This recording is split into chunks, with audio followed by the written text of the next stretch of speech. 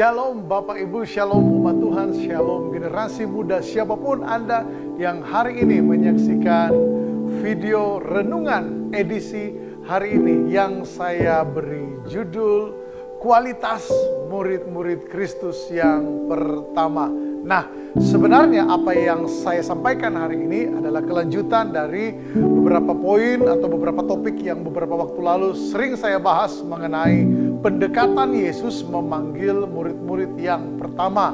Ya, kita tahu bersama bahwa pendekatan pertama yang dilakukan Yesus untuk merekrut murid-murid adalah pemenuhan kebutuhan. Dan contohnya adalah dalam Lukas pasal yang kelima yang hari ini coba saya tambahkan apa saja poin-poin yang ada di dalamnya. Nah, saudara, Lukas pasal yang kelima ayat 1 berkata begini.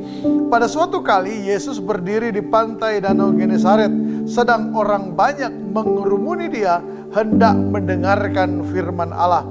Ia melihat dua perahu di tepi pantai, nelayan-nelayannya telah turun dan sedang membasuh jalannya. Ia naik ke dalam salah satu perahu itu, yaitu perahu Simon, dan menyuruh dia supaya menolakkan perahunya sedikit lebih jauh dari pantai.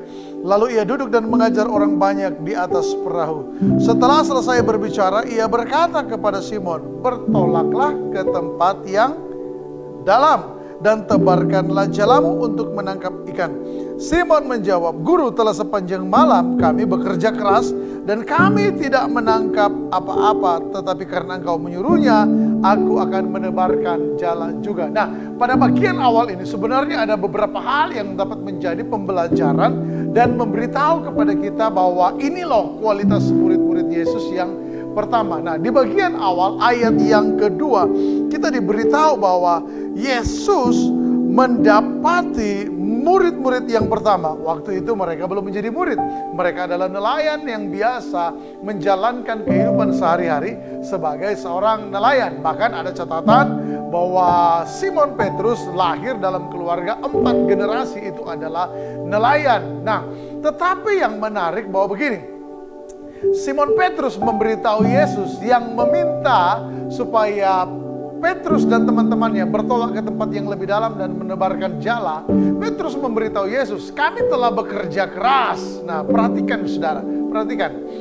Yesus mendapati calon murid ini sebagai orang-orang yang suka bekerja keras, sebagai orang-orang yang melakukan segala sesuatu atau mengerjakan tugas dan tanggung jawab mereka dengan sepenuh hati. Tetapi ayat yang kedua memberitahu kepada kita bahwa begini, sekalipun mereka sepanjang malam tidak mendapat apa-apa, tetapi saya bisa pastikan bahwa begini, ketika Petrus berkata kepada Yesus, mereka orang yang suka bekerja keras, ternyata Petrus tidak bohong, saudara-saudara. Dari mana kita tahu bahwa Petrus dan teman-temannya suka bekerja keras? Setelah sepanjang malam tidak menangkap apa-apa, mereka keesokan paginya masih bertanggung jawab membersihkan jala. Dari sini saya menemukan bahwa ada sebuah kualitas yang saya berdoa ini ada dalam kehidupan kita para murid-murid Tuhan. Apa itu? Perhatikan Petrus dan teman-temannya. Saya izinkan menyebut nama Petrus saja Bapak Ibu ya, karena ada beberapa orang yang menjadi nelayan di sini. Petrus mewakili mereka saja supaya kita tidak menyebutkan nama terlalu banyak. Nah, Petrus dan rekan-rekannya didapati Yesus keesokan paginya membersihkan jala, padahal jala tidak berhasil menangkap ikan. Ini menunjukkan kepada saya yang saya sampaikan di awal tadi, kualitas yang harus ada dalam diri murid-murid Tuhan. Bahkan bahwa begini, ini adalah kualitas standar. Apa itu? Bekerja keras dan bertanggung jawab untuk pekerjaannya. Atau dalam bahasa rohani kita mengenal dengan istilah bertanggung jawab atas panggilan hidupnya. Mereka hidup sebagai seorang nelayan, dan ini sebenarnya adalah mungkin bisa menjadi teguran atau mungkin juga menjadi sekedar pengingat bagi kita.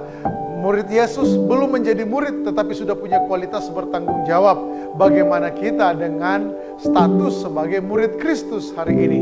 Ingat Bapak Ibu, menjadi murid Kristus tidak membebaskan kita dari hidup yang bertanggung jawab, hidup yang mau dan terlibat untuk bekerja keras dalam pekerjaan kita, bekerja keras. Dan saat kita membaca ayat ini, kita menemukan sebuah fakta yang cukup membuat kita kagum dengan Petrus dan teman-temannya. Kenapa?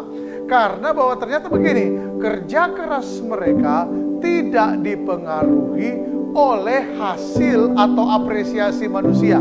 Ada kalanya kita makin semangat bekerja keras kalau hasilnya sesuai dengan yang kita harapkan, atau kita mau bekerja keras, kita mau lakukan segala sesuatu sepenuh hati bila ada banyak apresiasi dari manusia. Bila tidak ada, bila hasil yang diharapkan ternyata tidak sesuai, bila apresiasi manusia justru yang kita dapatkan bukan apresiasi, tetapi kita malah disindir, kita malah dinyinyirin, pekerjaan kita tidak dihargai, masihkah kita sepenuh hati bekerja?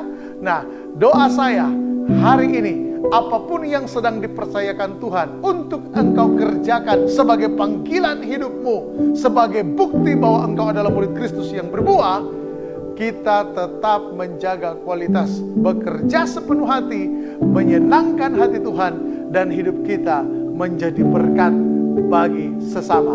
Selamat menjalani hari ini, dan jangan pernah lupa, Tuhan akan buat berhasil pekerjaanmu oleh karena Dia setia. Amin untuk firman Tuhan.